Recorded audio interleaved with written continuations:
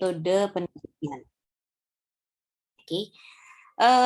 Minggu lalu kita kan sudah bahas nih. Minggu lalu kita sudah bahas tentang variabel. Saya mau menanyakan dulu teman-teman. Dari materi minggu lalu itu kan kita cuma berdasarkan video ajar nih, gitu ya. Teman-teman lebih nyaman yang mana nih? Pakai video ajar atau lewat Zoom begini? Lewat Zoom, Bu. Lewat Zoom kalau aku. Oke. Yang lain? Sama Bu, enak lewat Zoom. Enggak lewat Zoom. Oke, thank you. Siapa tadi?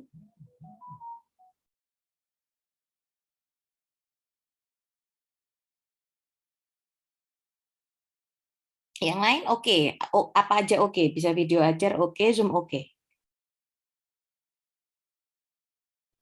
Iya Bu, dua-duanya bisa. Dua-duanya bisa. Oke, baik.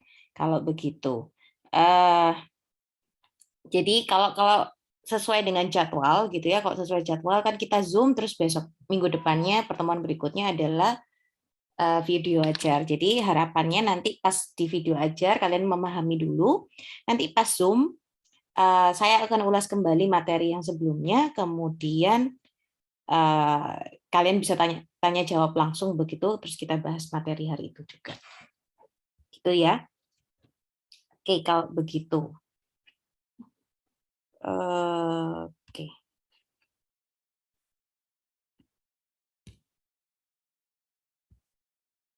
Oke, kalau yang minggu lalu itu kan kita bahas tentang variabel gitu ya, apa itu konsep, apa itu konstruk, kemudian apa itu variabel. Sekilas saja bahwa kalau kita mau tahu gitu ya, sebenarnya kapan kamu tahu itu sebuah variabel, itu adalah sebuah konsep yang kamu jadikan penelitian, ya, sebuah konsep yang ingin kamu teliti dan itu itu istilahnya adalah konstruk.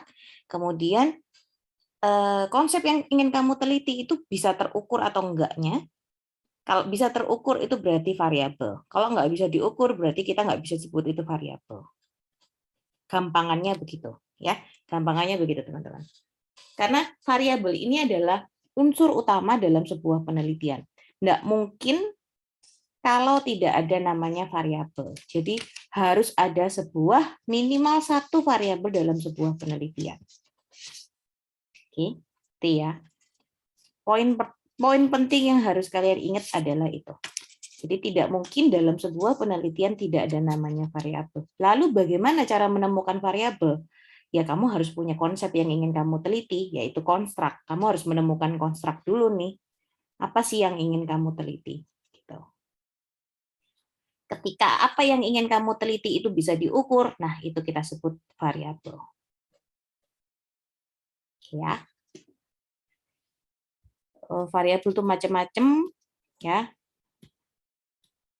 Kalian perlu memahami bahwa variabel bebas, terikat, kontrol, moderator, dan antara ini tidak melekat pada satu konstruk, gitu ya. Bisa berubah-ubah. Jadi kayak tadi hasil belajar itu kadang bisa menjadi variabel bebas, kadang bisa menjadi variabel terikat. Ya. Seperti contoh yang minggu lalu saya sampaikan gini ya. Nah, ini. Pendapatan ini bisa menjadi variabel bebas, tapi kalau di penelitian orang lain atau di penelitian lain begitu ya, pendapatan ini bisa menjadi variabel terikat. Ya. Oke, kita coba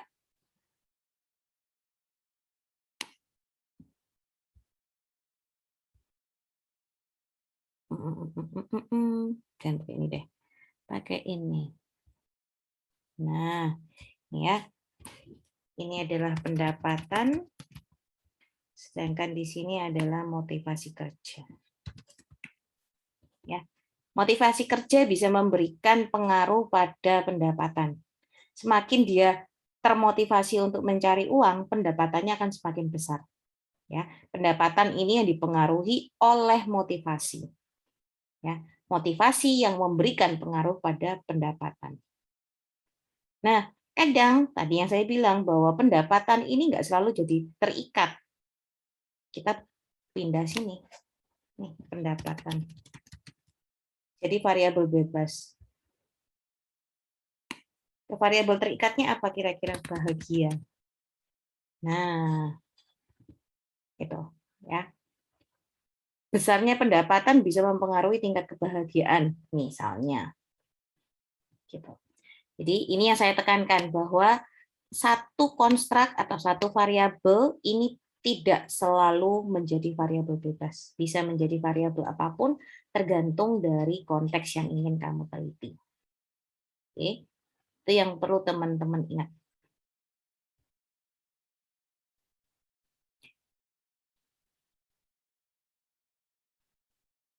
Oke, itu untuk pemahaman atau pemahaman dasar gitu ya, konsep dasar variabel. Ada yang mau ditanyakan teman-teman?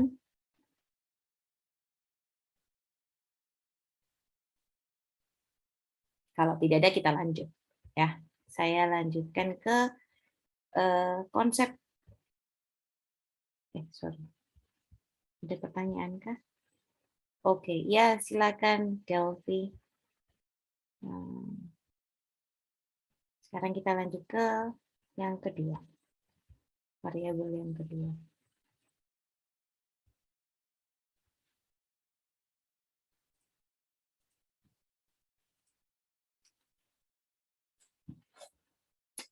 Baik, setelah kalian memahami apa itu variabel, gitu ya, kan tadi variabel tuh macam-macam tuh. Ada yang ngomongin hasil belajar, jenis kelamin juga variabel ya, jenis kelamin, agama, kemudian gaji itu termasuk variabel. Apapun yang bisa kamu ukur, apapun yang bisa kamu dapatkan datanya.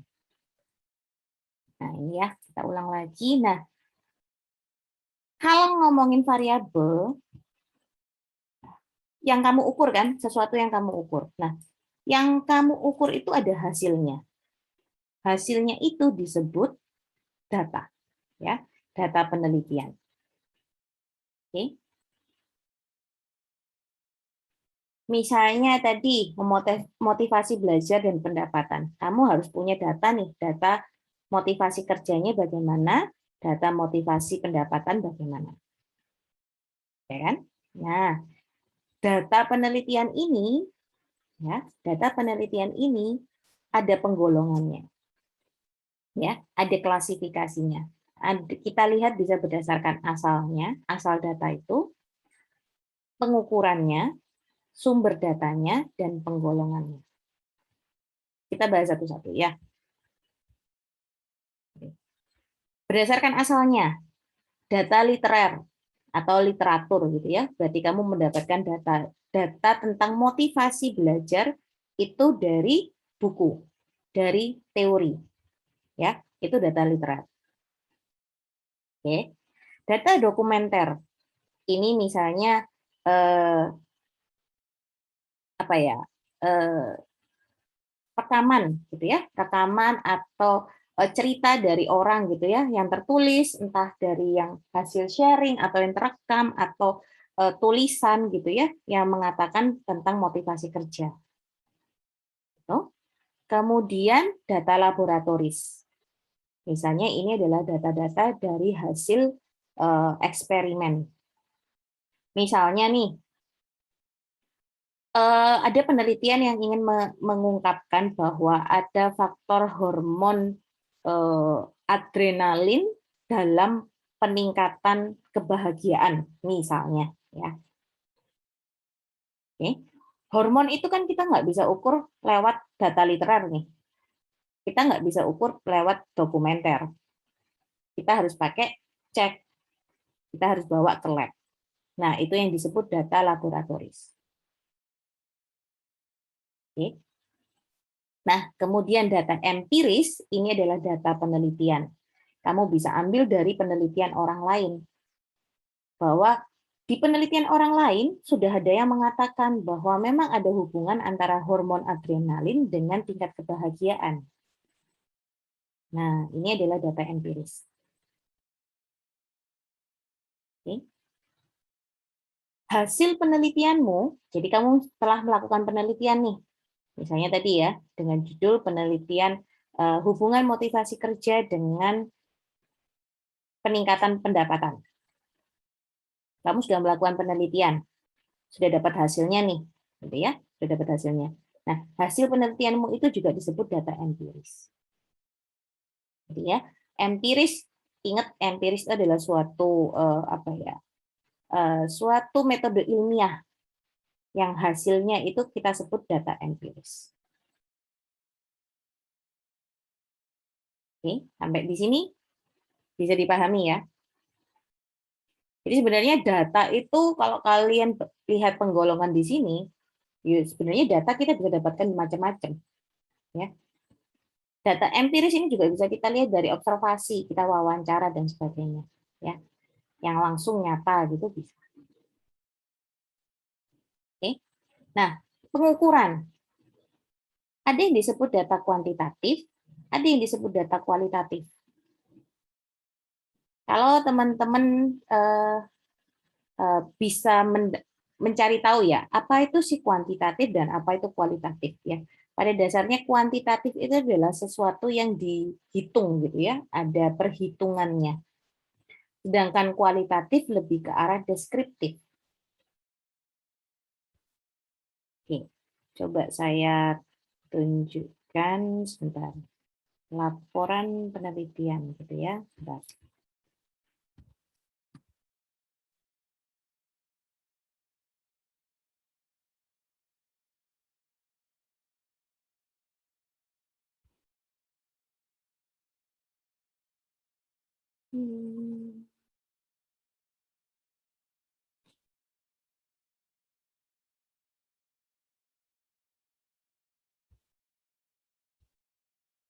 Oke.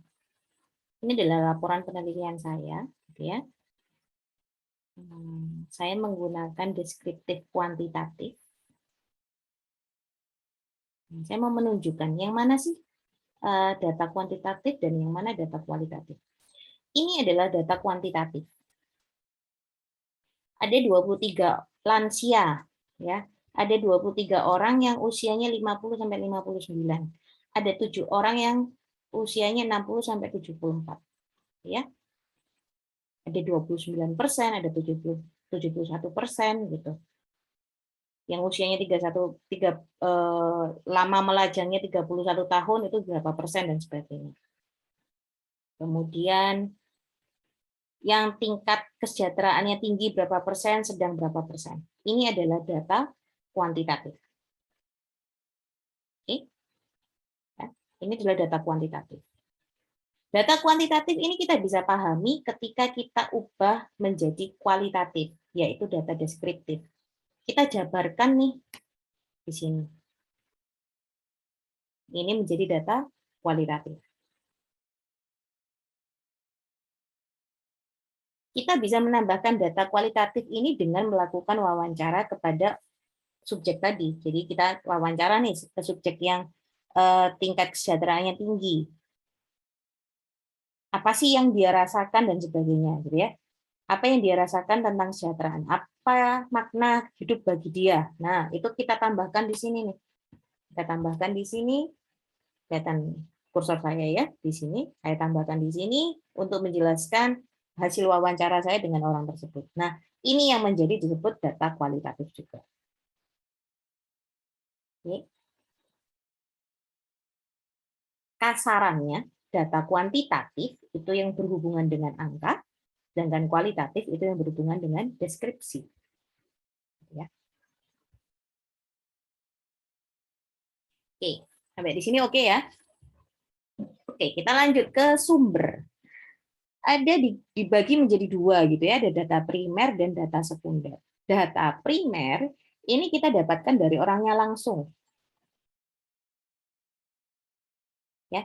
Kalau dari segi wawancara, kamu wawancara langsung ke subjeknya. Ini adalah data primer. Tapi kalau kamu wawancaranya ke tetangga-tetangganya, saudara-saudaranya, teman-temannya, ini data sekunder, gitu ya. Tidak jauh hubungannya dengan subjek aslinya. Itu kalau dari segi kamu mengambil data wawancara atau observasi.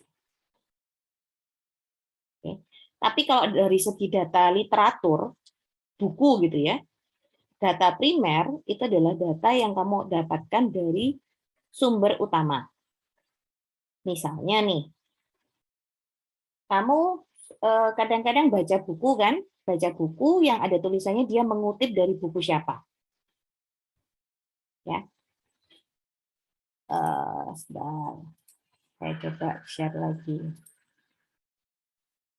supaya dapat gambaran.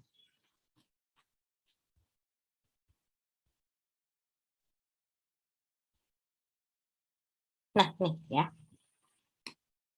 Ini nih. Riff dan Keyes ini adalah tokoh ya. Riff dan Keyes ini yang mengenalkan konsep psychological well-being. Riff dan Keyes, data yang saya dapatkan ini, ya, teori yang saya dapatkan ini dari data primer, karena saya langsung dari artikel atau bukunya Riff dan Keyes. Tetapi kalau saya ngambilnya dari orang lain, sebentar, saya ada nggak ya?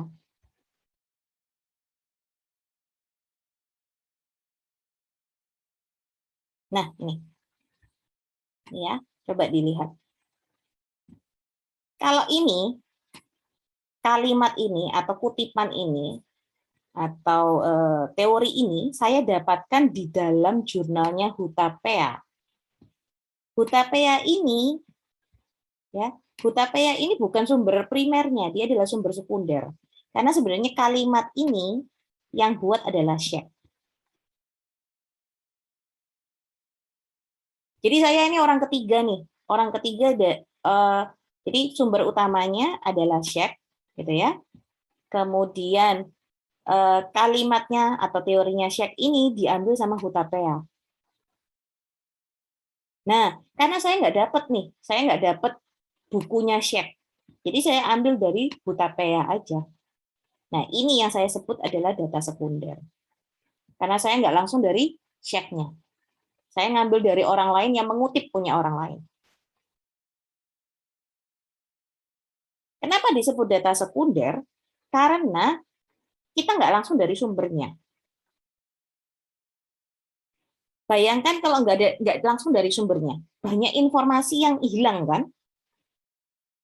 Kalau kalian bermain komunikata itu bahasa jadul ya, yang membisikkan kata-kata dari orang ke orang gitu ya.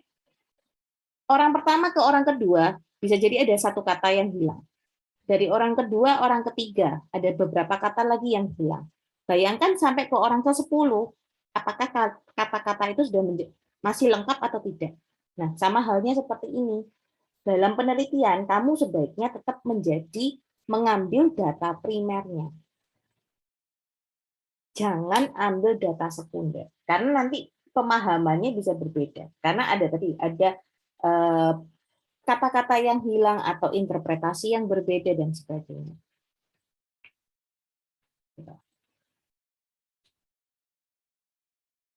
Oke, kita balik lagi ke sini. Oke ya, itu sumber. Nah, sekarang ke penggolongan. Nah, penggolongan ini nanti yang perlu kalian teman-teman ingat gitu ya, karena nanti ini akan dipakai di statistika apa jenis-jenis data ya. Yang pertama ada data diskrit atau nominal, yang kedua itu adalah data kontinum. Data kontinum sendiri disebut ada 3, ada ordinal, ada interval, ada rasio. Gampangannya ya teman-teman, penggolongan yang ini dibagi menjadi 4. Nah, ada nominal, ada ordinal, ada interval, dan rasio. Apa itu ya? Apa itu nominal, apa itu ordinal, dan apa itu interval, serta rasio. Oke, gampangannya begini teman-teman. Nominal itu adalah sesuatu yang bersifat kategori. Data-data yang bersifat kategori. Jenis kelamin, status, gitu ya, agama, itu adalah kategori. Ya kan? Jenis kelamin kamu tinggal bisa kasih pilihan laki-laki, perempuan. Status menikah atau lajang atau cerai, gitu ya, atau menikah tadi. Terus apa lagi? Kategori saya sebut apa? Jenis kelamin, agama. Nah, bisa Islam, bisa Katolik, bisa Kristen, itu kan kategori itu. Ya. Oke. Terus kita ngomongin ordinal sekarang. Ordinal itu adalah ranking, nilai skala. Kalau kamu pernah ngisi angket, ada pilihan sangat setuju, tidak setuju, gitu, sangat setuju, sangat tidak setuju, netral gitu, pernah? Oke, pernah ya? Pernah, Bu. Oke, sip. Nah, itu kita sebutnya adalah data ordinal.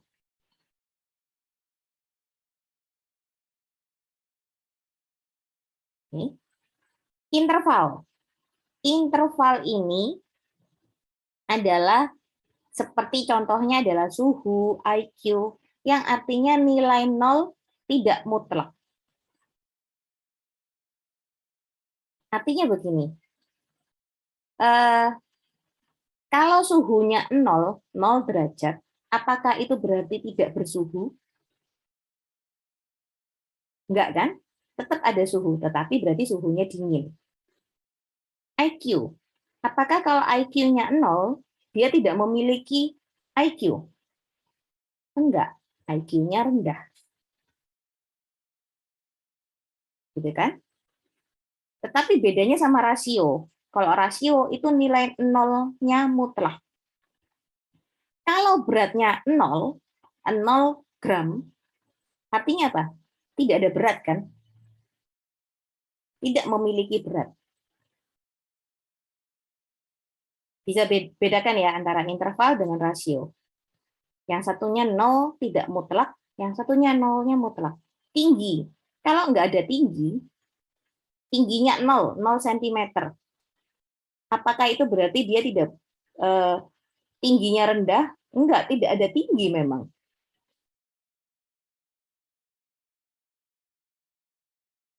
Gitu ya. Oke, kita bisa lihat sebentar di Oke, ini satu-satu ya. Sebentar saya kasih yang tabel. Nah, ini. 0 tidak mutlak, 0 mutlak. Ya.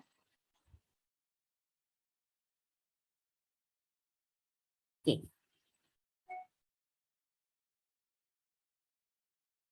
Oke, ya. Sekarang saya jelaskan satu-satu lagi bahwa nah ini.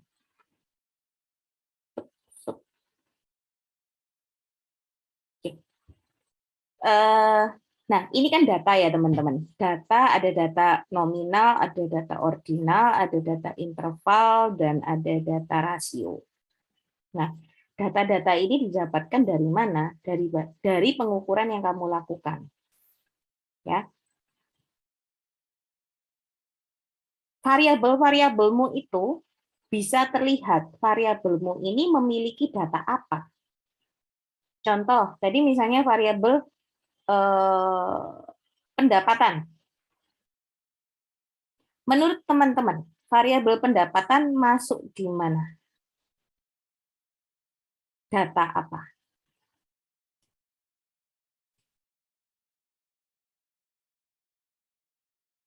Data nominal, Bu. Data nominal. Oke, bisa. Kalau misalnya nanti Vina kategorikan pendapatan rendah, pendapatan sedang, dan pendapatan tinggi. Nah, itu Vina kategorikan gitu ya. Pendapatan rendah itu misalnya 500 sampai 1 juta. Pendapatan sedang misalnya 1 juta sampai 1.500.000 gitu ya. Nah, itu kita sebut kategori. Nanti kalau misalnya Vina nggak pakai kategori itu, nah bisa masukkan ke data rasio.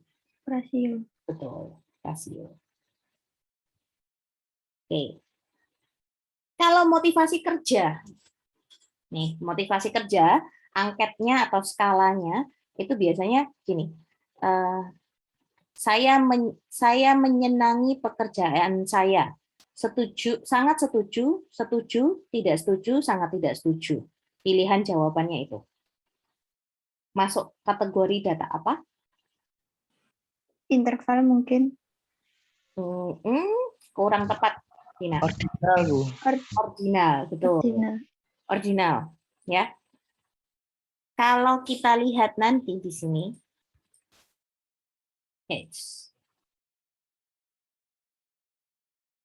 ini ya, ordinal, ini nggak diketahui jaraknya.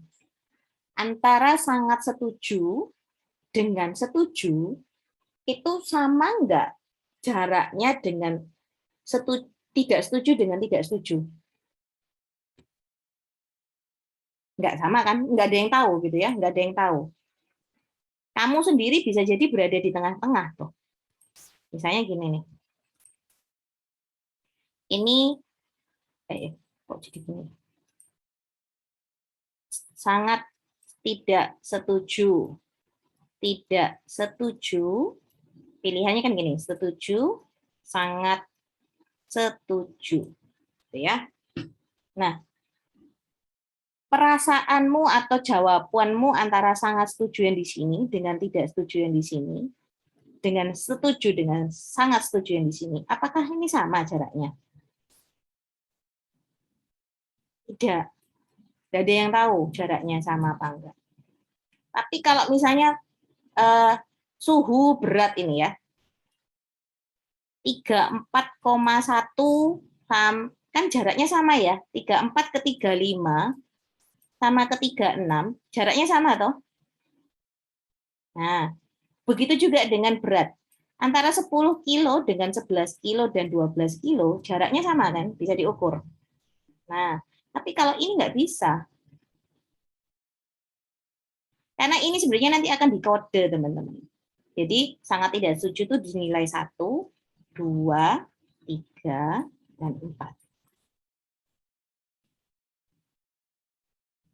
Ya. Ini antara angka 1, 2, 3, dan 4 tidak sama seperti yang di sini tadi. Antara angka 1 dan 2 tidak sama seperti yang 34 derajat dengan 35 derajat.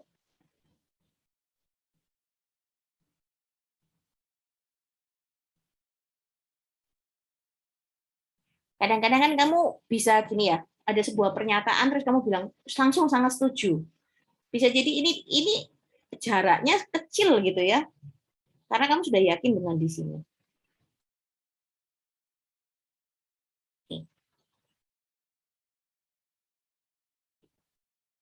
Oke, kita mulai.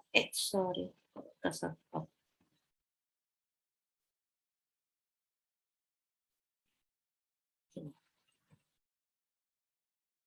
Gitu, ya. Jadi teman-teman punya variabel apa itu sebenarnya langsung kelihatan ini termasuk data apa, gitu ya. Karena itu nanti yang menentukan teknik analisis data yang kamu lakukan. Gitu. Oke, kita lanjut ke sini, kita jelaskan satu-satu ya. Skala nominal, ingat tadi kategori, gitu ya. Tidak menunjukkan kuantitas, tapi lebih pada frekuensi. Jadi misalnya kalau kuantitatif itu ya teman-teman, kalau kuantitatif itu semuanya kita jadikan angka. Jadi misalnya perempuan nih, supaya kita bisa hitung. Kok gini ya? Sebentar. P. Nah, perempuan ini ada berapa orang? Misalnya 30. Laki-laki ada berapa orang? Misalnya ada 50. Oke. Nah, ini adalah frekuensinya, adalah jumlah perempuan, jumlah laki-laki. Gitu ya. Tetapi perempuan dan laki-laki ini perlu dikasih kode, teman-teman. P itu kita kasih kode 1, L kita kasih kode 2. Apakah ketika kita kasih kode perempuan ini 1, laki-laki 2, apakah ini berarti laki-laki lebih unggul karena nilainya 2? Enggak, ya. Karena ingat, ini adalah hanya simbol, hanya kode.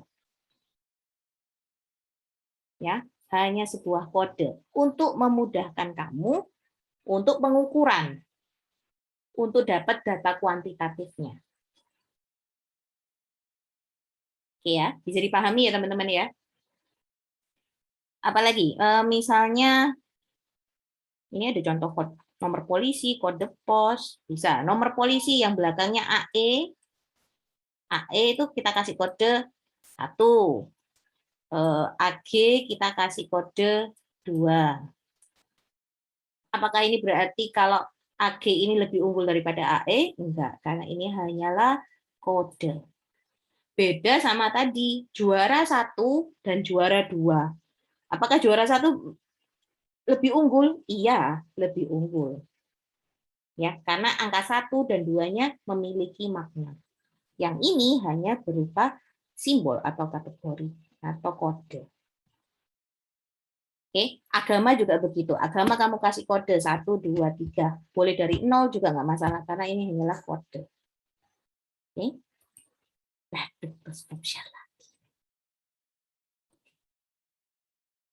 nah, sekarang ordinal. Ordinal, data disusun tidak hanya kategori, tapi juga tingkatan. Ya, ini seperti yang contohnya seperti ini, skala sikap.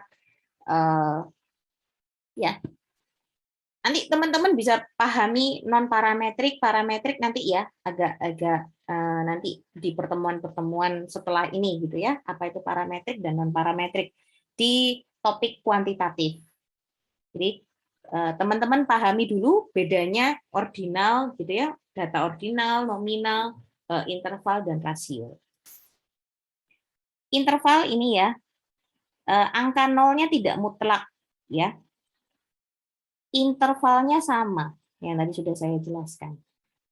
Ya. Beda dengan rasio, nilai nolnya mutlak. Tapi intervalnya sama. Jadi rasio sama interval, ya, rasio sama interval ini sebenarnya sama. Bedanya cuma apa? Nolnya mutlak atau tidak. Gitu. Oke.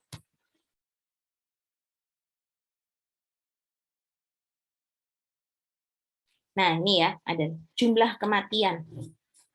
Jumlah kematian kalau 0 berarti ya memang tidak ada kematian. Bukan kematiannya rendah. Ya kan? Nah, ini tadi sudah saya tunjukkan sekilas. Ini adalah kesimpulannya ya, kesimpulannya atau rangkumannya. Nah, teman-teman bisa pengukurannya seperti apa? Kalau nominal ini kita bisa mode. Mode itu yang modus. Teman-teman masih ingat nggak?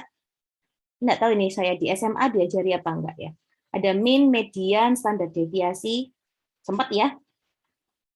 Oke, sempat. Mungkin ada yang lupa, nanti bisa mengulang kembali gitu ya. Mean, median, modus gitu ya. Median itu titik tengah ya. Kita bisa lihat titik tengahnya di mana. Jadi kalau data ordinal kita bisa cek untuk mediannya. Kita nggak bisa ambil rata-ratanya. Ya. Kenapa nggak bisa diambil rata-ratanya? Karena tadi ini jaraknya nggak diketahui, gitu ya. Jadi kita nggak bisa ngambil rata-rata. Antara juara 1 dengan juara 2 dan juara 3, itu kan nilainya, skornya bisa beda-beda tuh. Nggak mutlak sama gitu kan, maksudnya jaraknya nggak sama. Jadi nggak bisa kita ambil rata-rata. Yang nominal, ini kita bisa lihat modusnya. Yang paling banyak muncul. Yang paling sering banyak muncul apa? Kalau kita lihat di sini, misalnya di kategori atau variabel jenis kelamin, yang paling banyak muncul apa? Perempuan atau laki-laki? Nah, itu yang bisa kita ukur. Kita nggak bisa ngambil rata-rata. Itu hanya berupa angka, kan, hanya berupa kode gitu ya. Jadi tidak bisa kita rata-rata. Nah, sedangkan di data interval dan di data rasio, ini kalian bisa cari rata-ratanya dan standar deviasinya. Oke, jadi nggak semua data yang kamu ambil dari variabel kamu itu bisa kamu ukur rata-ratanya dan standar deviasinya, ya. Tergantung dari jenis datanya. Balik lagi, tergantung dari jenis datanya. Oke, sampai di sini teman-teman. Gimana? Tambah mumet kah? Enggak kan ya?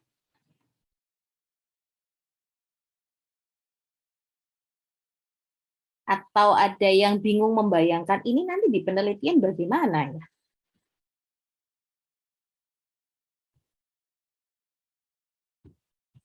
Coba saya share lagi ya. Penelitian.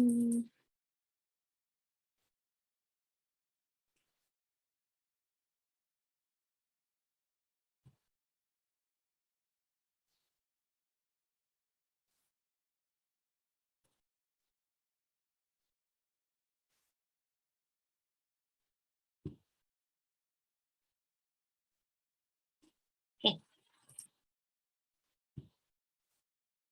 Oke, ini teman-teman, ini penelitian yang saya lakukan dengan Budina di tahun 2018 tentang self-esteem dan resiliensi pada mahasiswa rantau. Ya. Ini kalau teman-teman lihat, sudah kelihatan ya word saya ya. Oke. Ini adalah variabel pertama saya, dan yang ini adalah variabel kedua. Pemahaman kami sebagai peneliti, self-esteem ini mempengaruhi resiliensi anak rantau.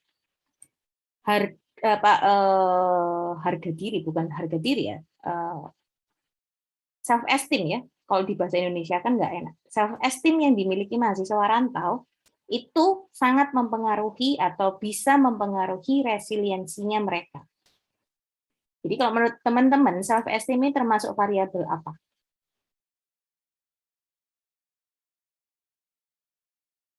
Ada bebas, terikat, kontrol, moderator, antara,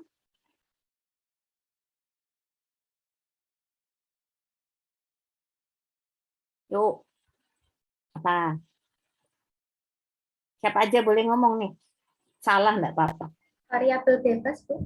Variabel bebas, good. Ya, betul sekali. Iya, variabel bebas. Karena dia yang mempengaruhi resiliensi. Ya, resiliensi menjadi akibat. Akibat berarti dia adalah yang terikat. Gitu ya. Orang terikat kan tersiksa tuh. Nah, bayangkan orang tersiksa berarti menjadi korban. Korban berarti akibat. Gitu ya. Siapa yang mengakibatkan? Itu adalah yang bebas tadi. Oke. Nah, mahasiswa rantau di Universitas Katolik Widya Mandala Madiun ini kami pakai sebagai variabel kontrol. Kami batasi bahwa yang kami teliti itu hanyalah mahasiswa rantau yang ada di Wima, bukan mahasiswa rantau se-Indonesia Raya. Nah, ini yang kita kontrol. Karena kalau nggak ada begini, bayangkan, berarti anggapanmu, kalian sebagai orang yang melihat penelitian saya, berarti ini adalah seluruh mahasiswa rantau yang ada di mana ini? Di dunia jangan-jangan. Nah, kita perlu kontrol itu. Kita perlu kontrol itu. Ya. Oke.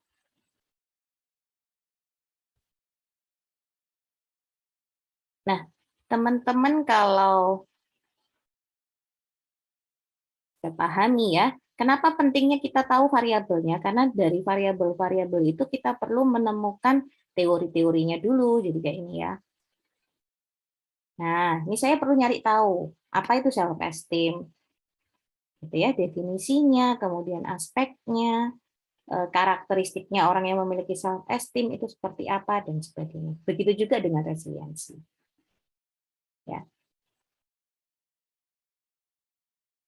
Teman-teman kalau sudah langsung membuat penelitian begini enak kok, ya.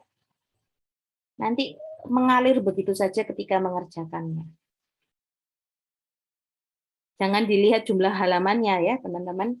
Lihat nikmatnya mengerjakan penelitiannya. Oke. Ini ya. Nah, ini ada gambar begini bahwa self esteem mempengaruhi resiliensi. Sama ya seperti tadi yang di PPT teman-teman bahwa ini adalah yang bebas dan ini yang terikat. Panahnya aja kelihatan ya. Oke. Nah, ini dalam sebuah penelitian kami harus mengidentifikasi nih yang mana variabel bebas dan mana yang variabel terikat. Oke. Nah, kalau teman-teman lihat ini, ada variabel bebasnya self-esteem dan variabel terikatnya resiliensi. Saya nanti ngukurnya, bentar ya. Nah, ini saya pakai skala self-esteem. Ya. Kita pakai skala self-esteem, dan kita pakai kami pakai skala resiliensi. Kira-kira data penelitian apa yang saya dapatkan? Jenis data penelitian apa yang saya dapatkan? Skala itu sejenis angket ya teman-teman, sejenis kuesioner yang ada sangat setuju, tidak setuju, dan sebagainya. Data ordinal, Bu. Oke, sip, data ordinal. Ya. Nih, kalau kalian lihat 0 itu dianggap sangat tidak benar, hingga 4 dianggap sangat sesuai. Sama tadi ya, sangat tidak setuju dianggap nilainya 1, sangat setuju dianggap nilainya 4. Tiap skala atau tiap angket itu bisa berbeda-beda ya pengukurannya. Oke, nah dari situ nanti diolah nih. Nah, ya, saya kan juga nyari data tuh tentang usia, jenis kelamin, semester. Nah, ini adalah disebut data nominal. Ya. Yang ada di sini ini adalah data nominal semua. Ini karena saya mengkategorikan. Ya, usia 18 ada berapa orang? 19 ada berapa orang? Yang laki-laki ada berapa orang? Semester. Yang semester 2 ada berapa orang? Semester 4 ada berapa orang? Ini adalah data nominal. Data kategori. Oke. Nah, nih teman-teman, kok saya nggak ada yang itu ya.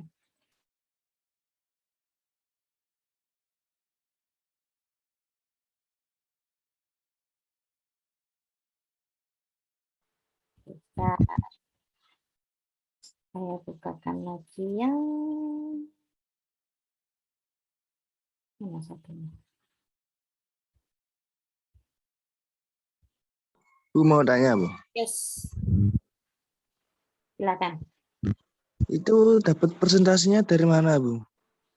Oke, presentase yang mana? Tadi kok bisa 9 orang itu presentase gitu ya? Iya. Bentar.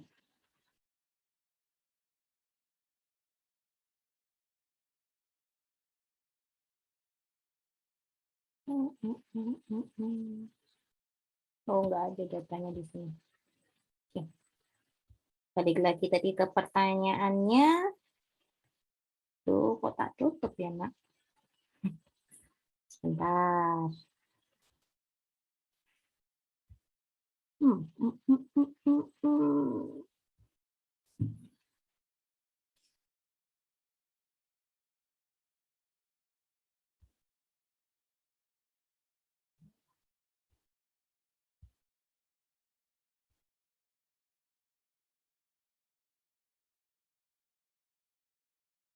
Inikah? Ya, Bu, benar. Ya, ini kita ngukurnya gampang aja sih teman-teman. Kalau 9 orang itu berapa persen? Ya, nanti tinggal 9 per totalnya jumlah subjek. Jumlah subjeknya ini ada 30. Berapa jumlah subjeknya? 36. Jumlah subjeknya 36, jadi 9 per 36 kali 100%. Nanti dapat segini. Ini harus ditotal 100%. Ini juga harus ditotal 100%, ini ditotal juga harus 100%. Teman-teman, sekarang zaman teknologi canggih, gitu ya. Pakai Excel keluar semua, gampang. Ya, nggak usah kalkulator, ini sudah cepat. Ada lagi nanti namanya program statistika. Itu teman-teman kalau mau download, mulai download boleh. Belum dapat ya statistik ya. Nanti di semester kedua kalian dapat statistika, mata kuliah statistika, kalian akan belajar tentang menggunakan program tersebut. Jadi jangan yang nggak suka matematika, jangan takut dengan mata kuliah statistika, ya, karena semuanya itu dibantu dengan program, dibantu dengan aplikasi. Yang perlu teman-teman lakukan adalah memahami variabel kalian, sudah itu cukup. Karena yang hitung program. Beda dulu zaman saya sih masih pakai komputer, cuma ada hitungan manualnya gitu ya, harus pakai kalkulator dan sebagainya. Sekarang nggak perlu. wasting time juga ya. Yang penting kalian sudah paham yang mana variabel bebas dan mana variabel terikat, sudah masukkan aja ke aplikasi, masukkan ke program, selesai kamu dapat hasilnya. Gitu. Ya. Jadi jangan takut dengan statistika karena hitung-hitungannya itu dilakukan sama SPSS. SPSS itu adalah nama programnya ya. Teman-teman mungkin bisa mulai searching apa itu SPSS. Bisa minta kakak tingkat juga programnya. Itu.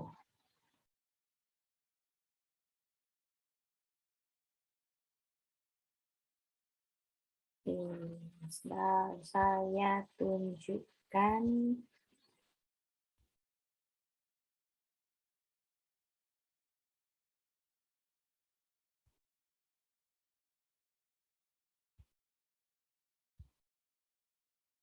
ini saya masih dalam rangka menunjukkan jenis data ya teman-teman ya.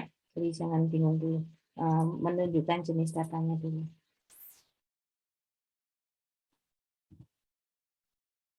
Nih teman-teman, kalau lihat jangan mumet dulu lihat angka-angkanya ya. Oke. Ya. Nah, ini anggap aja ngeliat yang ini deh ya. Ini yang kita sebut data apa tadi ordinal. Ini adalah dari skala resiliensi. Ini adalah skala resiliensi. Ya. Kok bisa di angka 3, 4 dan sebagainya? Ya tadi 1 itu artinya sangat tidak setuju, 2 itu tidak setuju, 3 itu setuju,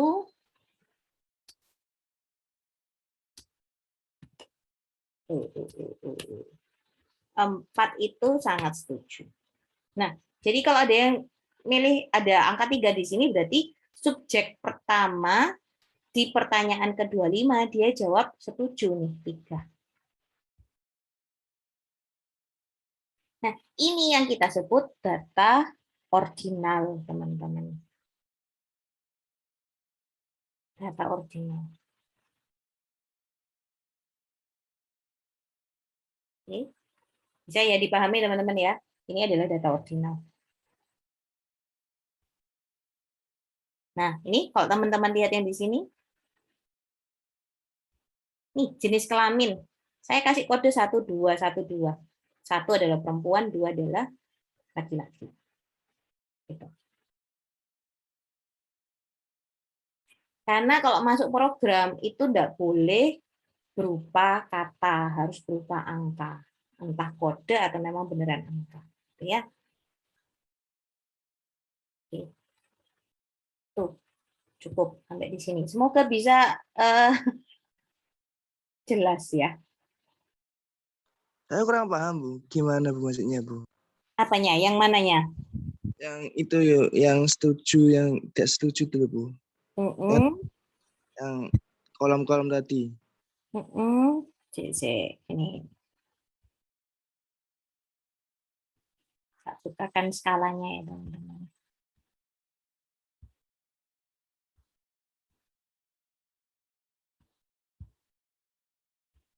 Mungkin dengan begini teman-teman bisa lebih memahami deh.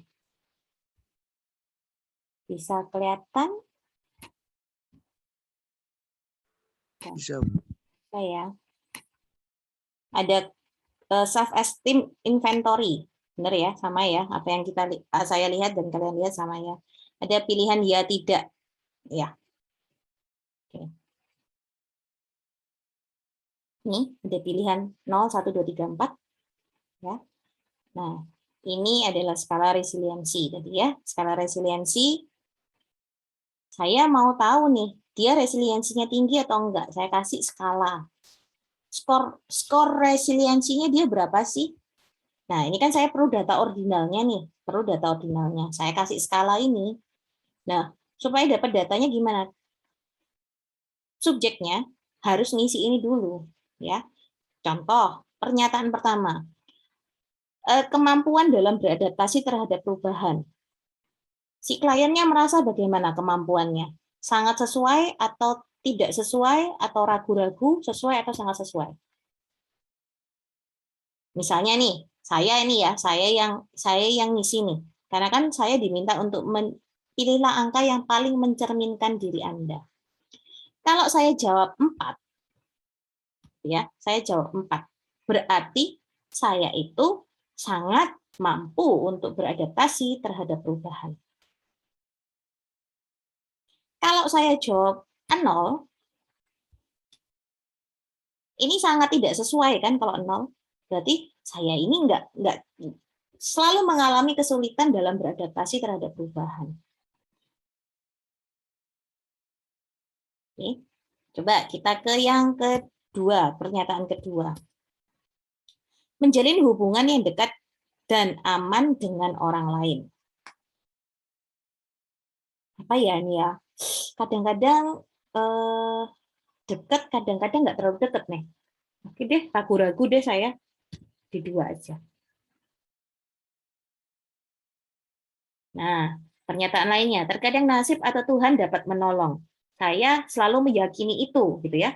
Saya selalu meyakini bahwa Tuhan yang pasti akan memberikan jalan. Nah, ini sini. Atau kalau misalnya kamu gini, ya kadang-kadang saya mikir Tuhan pasti nolong, kadang-kadang ya berpikir, iya ini mau nggak mau nasibku, gitu ya. Oke, bisa di sini juga. Lebih sering yang mana? Kamu lebih sering meyakini yang mana, gitu. Berarti itu sesuai keinginannya, Bu ya? Iya dong. Jadi skala penelitian, skala psikologi gitu ya, itu harus diisi sesuai dengan dirinya sendiri. Jadi kayak Agung, ya ngisi tentang Agung sendiri, jangan ngisi punyanya Lia. Ya, karena apa yang dialami Lia dengan apa yang dialami Agung itu berbeda. Nah, tujuannya penelitian itu mencari perbedaan-perbedaan itu, persamaan-persamaannya. Gitu. Gitu Agung. Jadi 4, 3, 2, 1-nya tadi itu berdasarkan skala ini. Oh ya Bu ya. Ya. Dan tidak selalu 0, 1, 2, 3, 4 ya. Ada yang 1 sampai 8. Nah, tergantung nanti jenis skalanya seperti apa.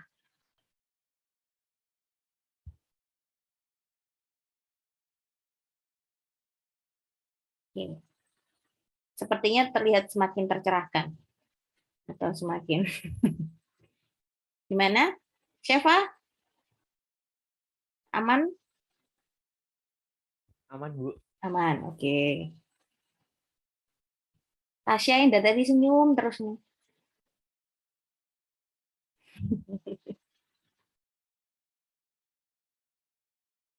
Lia? Aman juga? Atau ada apa? Ada yang mengganjal gitu?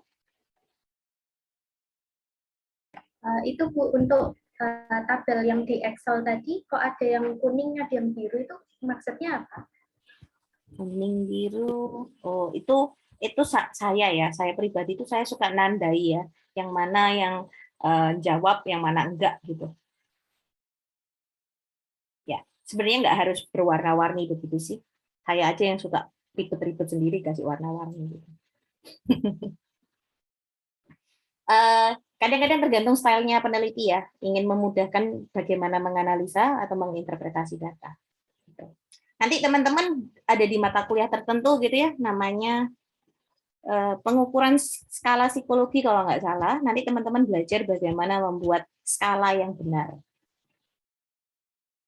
Proses membuat skala yang benar sampai benar-benar valid. Nah, itu nanti ada mata kuliah di semester 4 kalau nggak salah. Ya, semester 4 atau 3. Itu teman-teman belajar.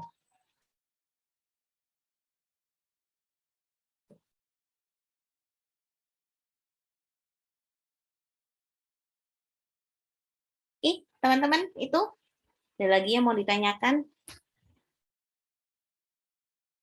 Ada yang khawatir? Nanti skripsinya seperti apa? Jangan dikhawatirkan sekarang ya, Nak. Kalian baru 4 kali pertemuan di sini ya, jangan khawatir dulu. Dinikmati dulu. Ya, dinikmati dulu. Kalian pasti ada dosen pembimbing kok yang membimbing kalian ke arah yang benar, ke jalan yang benar ya.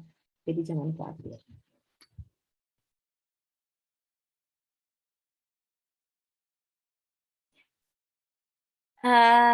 pengalaman tahun lalu sih teman-teman, kalau teman-teman belum paham, ya nanti di mata kuliah berikutnya itu agak sulit. Ya, nanti ada statistika itu nanti kalian mengulang lagi tentang data ordinal, interval, rasio dan sebagainya. Gitu ya. Dan mungkin hanya dijelaskan sekilas, tidak detail lagi gitu. Kemudian nanti di mata kuliah kuantitatif kalian sudah lagi nggak membahas ini data interval dan rasio dan sebagainya, langsung pada membuat penelitian kuantitatifnya. Jadi kalau teman-teman benar-benar sudah paham, oke, lanjut terus. Tapi kalau belum paham, segera ditanyakan. Ya. Saya nggak paham sama sekali, Bu, dari awal sampai akhir. Ya, nggak apa-apa, ngomong aja.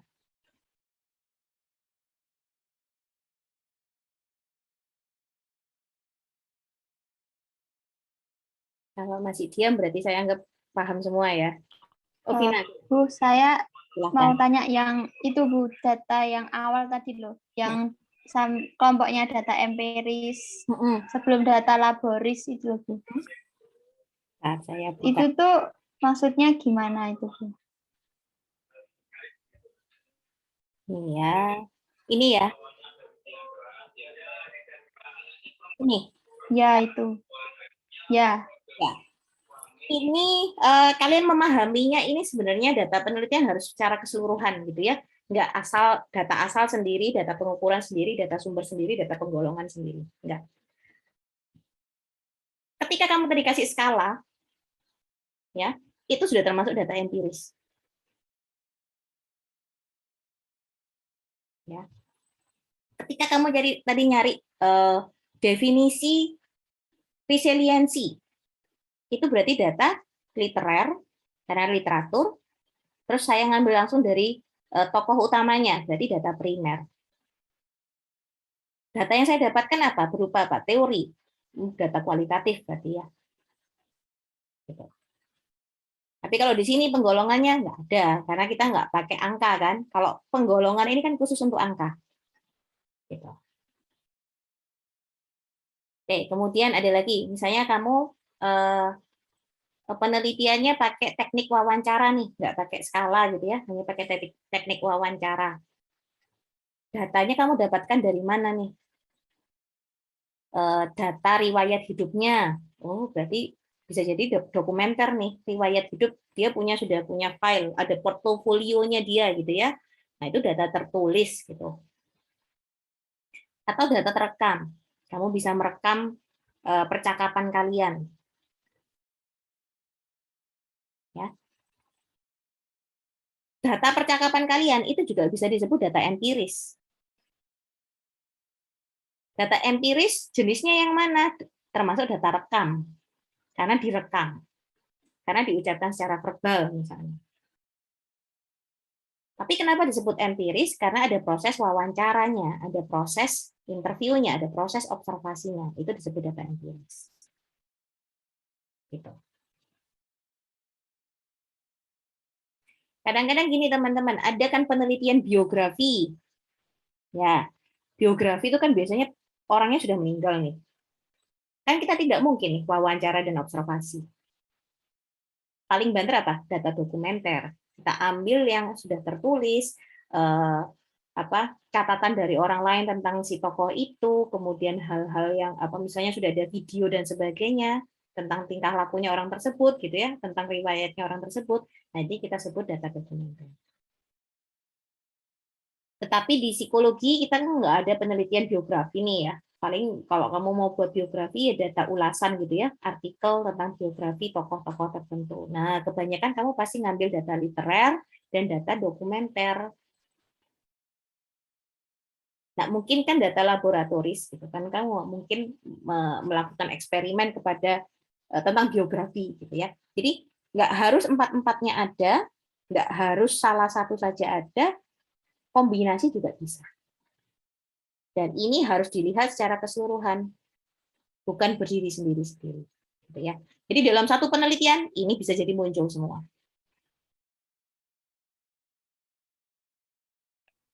Jadi tuh data literal itu data yang kayak definisi-definisi gitu ya Bu ya? Teori, betul, Isinya. betul. Oh, teori. Teori-teori gitu ya, data literer.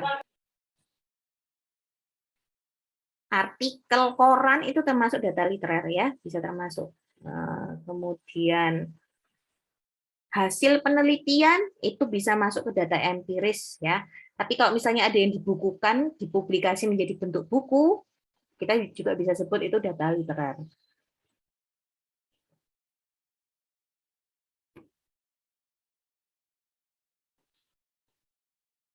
Itu Vina, menjawabkah? Iya Bu, menjawab. Terima kasih. Sama-sama. Ya, jadi teman-teman jangan bingung dengan jenis-jenis data, gitu ya. Ini adalah harus melihatnya secara utuh, gitu ya, bukan per penggolongan ini, per kategori ini. Begitu juga dengan ini, teman-teman. Bisa jadi dalam satu penelitian ada ini semua nih, ada jenis variabel ini semua. Ya nggak apa-apa. Kalau cuma ada 2 ini aja atau 3 ini aja ya nggak apa-apa. Jadi tidak harus dipaksakan semuanya ada. Kayak tadi yang contoh saya, penelitian saya dengan Budina, itu kan hanya ada variabel bebas dan terikat yang saya identifikasi. Sebenarnya bisa nambah lagi satu variabel kontrol, yaitu mahasiswa, rantau, Widya Mandala, Madiun. Tapi saya nggak ada variabel moderator dan variabel antaranya. Jadi nggak masalah. Gitu.